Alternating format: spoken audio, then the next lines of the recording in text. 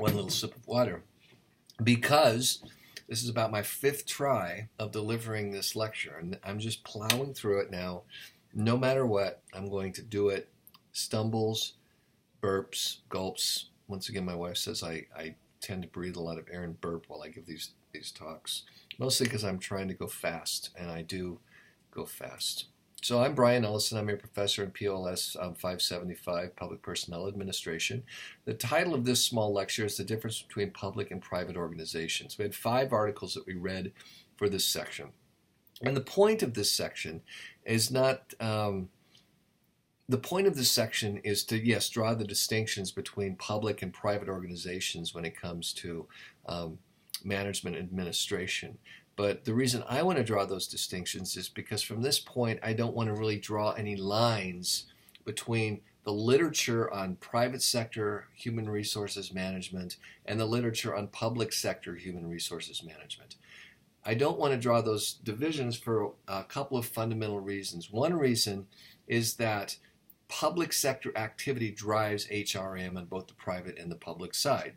And the reason for that is that we implement social policy through HR departments in this country. So in other words, just because you're a private organization, you can't discriminate against people. You can't have a workforce that doesn't look like your community. You're held accountable to EEO. So the processes that private organizations go through are very similar to the ones that public organizations go through, and the public drives that train. That said, the innovations in ideas like human capital, motivation, investment, etc., are more impressive on the private side.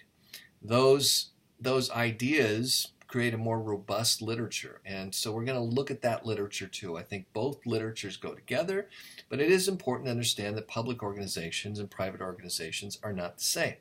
In fact, and contrary to what most people think in the country and what the political rhetoric is, I think public organizations are much more effective, efficient, capable than private sector organizations. I think they need to be.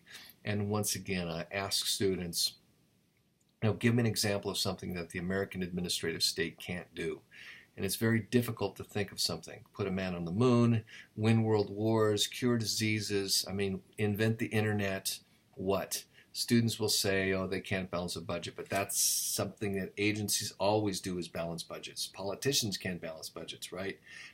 That's a political problem, not a feature of the American administrative state. And that's not to say that it's perfect, and it isn't to say that there isn't some examples of corruption and problems, etc.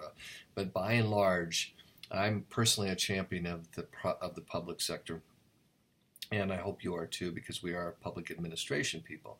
So this little moment called The Difference Between Public and Private Organizations, we'll just draw attention to this and then we'll put it away, okay? We read 5 articles. Those 5 articles are basically articles that are trying to compare public and private organizations, or find ways to understand differences between public and private organizations that go beyond our basic understanding of those differences. For example, we know that organizations in the public sector don't have a profit motive. That doesn't mean they're not efficient, and that doesn't mean that they don't have profit-like attributes, profit-seeking-like attributes, let's say that, but there's no strict profit motive. We don't want the fire department giving us a bill for the house they just burned. If your house is burning down, we don't want the fire department giving us a bill. We want them to come put out the fire, and we'll face the tragedy after that. So there's no profit motive. The rate of hiring, firing is different in private and public organizations, no question.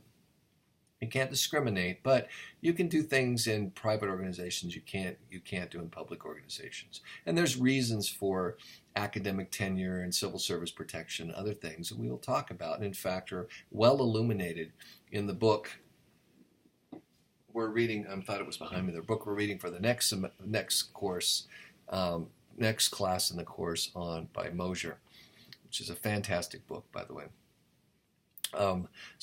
Other differences, Public employees face more accountability.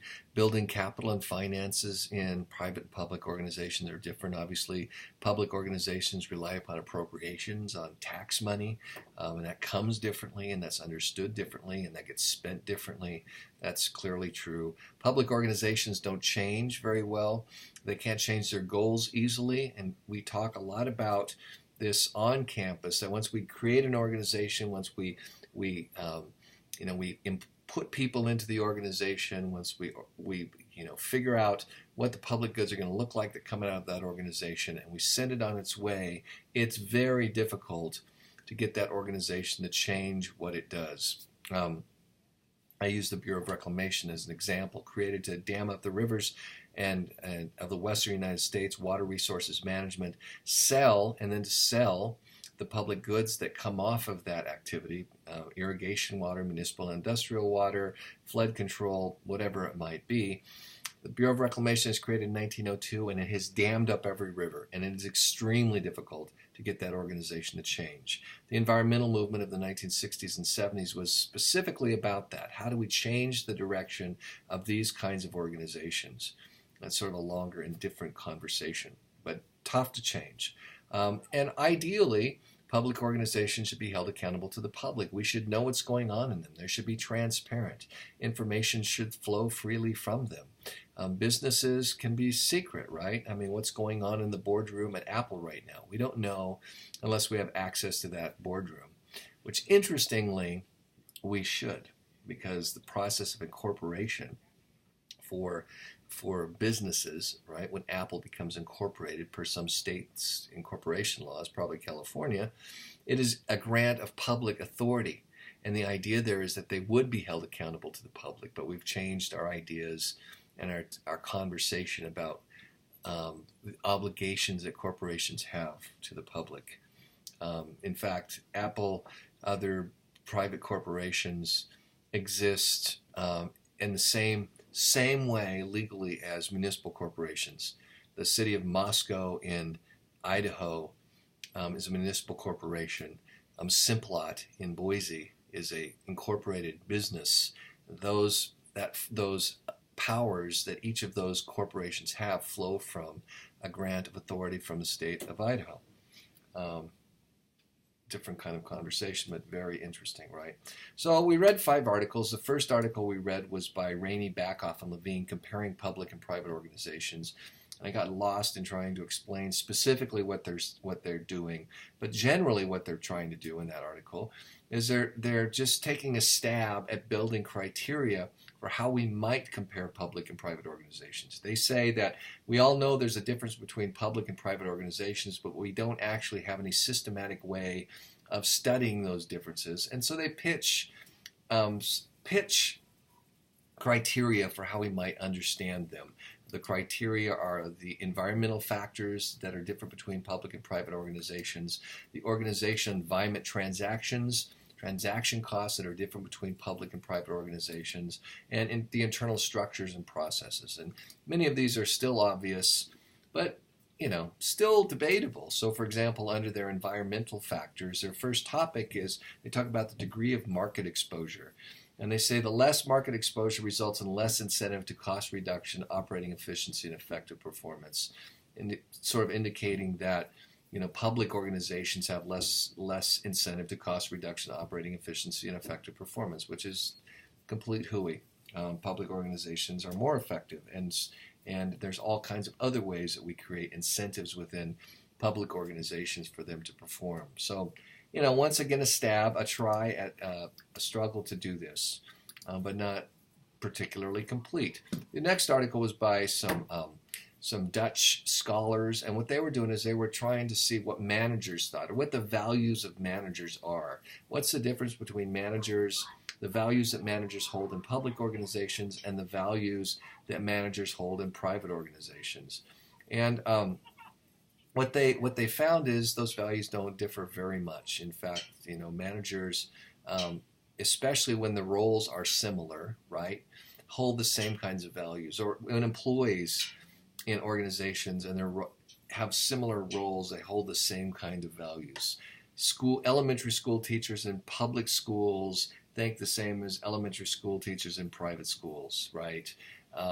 Civil engineers in private organizations are held to the same standards of accountability and understanding of the world that engineers in private and public organizations have. So that's not so shocking. The next one was by a guy named Mark Bulens, and it's the difference between public and private organizations. And he takes a different kind of stab at this by what he does is he does survey research to find out how people are motivated within public and private organizations, and has some interesting findings. The article by Michael Murray looks at comparing public and private management. So management sort of exists at a different level. Administration, we like to think, is the higher level activity in an organization. It is at the level where we decide what the organization is going to do, what the organization's goals are. Strategic planning is an administrative activity. Management is when people implement the goals of administrators, right? So the administrators would be saying, we're going to hire more faculty in a university, and their job would be to find money to hire more faculty. The managers would then go out and hire the faculty, right? So there's sort of this distinction. So he wants to look at the difference between public and private management. And it's just sort of an exploratory essay, but it makes some very interesting points. And then finally, the article by Boyne, Public and Private Management, What's the Difference, is a continuation of that theme, but he looks at the new public management. So in the early 1990s, there was a book by Osborne and Gabler called Reinventing Government. That book was taken up by Al Gore, the vice president, and it was used to create what was called the National Performance Review. The idea of the National Performance Review was to push public sector management techniques into public organizations. That kind of gave rise to the distinctions in PA between sort of an art. Public administration is an art. It's a humanistic political study, or public administration is a series of management techniques. It's public management. That's where that came from. And he wanted to look at public management and understand sort of what's going on in between these two levels of government, two levels of organization, public and private. So read those articles, just become familiar with some of the ideas, know that there's a difference between public organization and private organizations, and then we'll proceed into the literature, wherever that might take us. Thank you. I look forward to talking to you next week, and enjoy the articles. Bye.